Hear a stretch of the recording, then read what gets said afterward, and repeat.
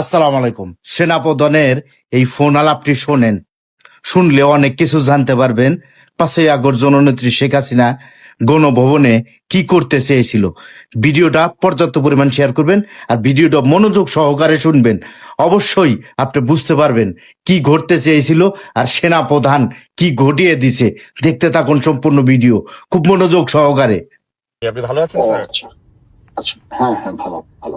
আমি কি খবর আপনার? আমার খবর ভালো। আমি স্যার ওই একটু জাস্ট যদি আপনার সময় একটু কয়েকটা মিনিট একটু কথা বলতাম। আমরা তো বলছি যে আপনাদেরকে আরো সময় দেওয়া দরকার এবং একটা যে অবস্থা থেকে দেশটাকে আপনি নিয়ে আসছেন এই পর্যায়ে এবং সামনে আমাদের অনেক লং ওয়ে টু গো।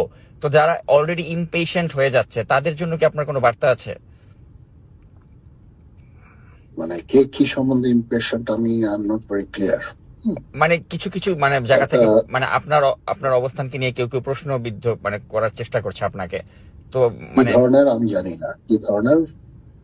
এই যেমন বলা হচ্ছে যে মানে এখনো মানে সেনাবাহিনীর ভেতরে অনেকে রয়েছেন মানে মানে যাদেরকে ওই পদে রাখা হয়েছে কেন, তাদেরকে সরা হচ্ছে না কেন, বা তারা ওই না না, আগের ঠিক আছে, রেজিমের সাথে এনকোয়ারি চলছে। হ্যাঁ, জি এনকোয়ারি চলছে। এনকোয়ারি এনকোয়ারি হলে, এনকোয়ারিতে দোষী সাব্যস্ত হলে অবশ্যই অ্যাকশন নেওয়া হবে।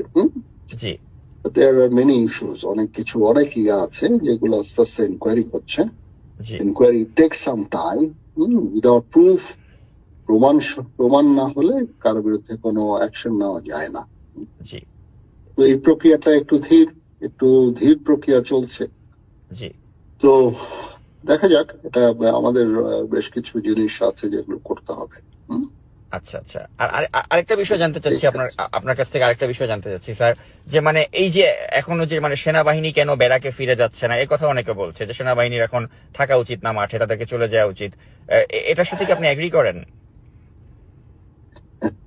আমি তো যেতে চাই, যত তাড়াতাড়ি সম্ভব যেতে চাই, জি বাট প্রবাবলি আমাদের আরো কিছুকাল থাকতে হবে, বিকজ পুলিশ এখনো তাদের জি দায়িত্ব নেওয়ার মতো অবস্থায় নাই।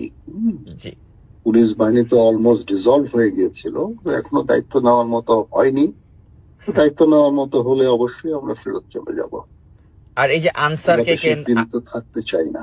জি, আর এই যে আনসারকে কেন্দ্র করে বা এই যে নানা মানে রিক্সাওয়ালাদেরকে কেন্দ্র করে যে একটা অস্থিতিশীল অবস্থা যারা সৃষ্টি করার চেষ্টা করছে, এটাকে আপনি কিভাবে দেখছেন? এটাকে অবশ্যই আমরা কাউন্টার করছি। যেমন অনেক ধরনের হচ্ছিল, যেমন আরইবিতেও এরকম একটা সমস্যার সৃষ্টি হয়েছিল, আমরা বুঝিয়ে তাদেরকে ক্ষান্ত করেছি, তাদেরকে বুঝিয়েছি। তো অনেকেরই তো অনেক ধরনের লোকের সবার কষ্টের মধ্যেই আছে। তারপরে আমাদের ধৈর্য ধরে আস্তে আস্তে এগুলো সলভ করতে হবে। জি, এবং আনসারের ওটা তো আমরা অ্যাকশন নিয়েছি, 9 ডিভিশন কাজ করেছে এবং আনসারদের নিবৃত্ত করেছে। জি, আর স্যার আরেকটা বিষয় একটু জানতে চাচ্ছি যে কেউ কেউ বলছে যে শেখ হাসিনাকে কি মানে সেফ এক্সিটটা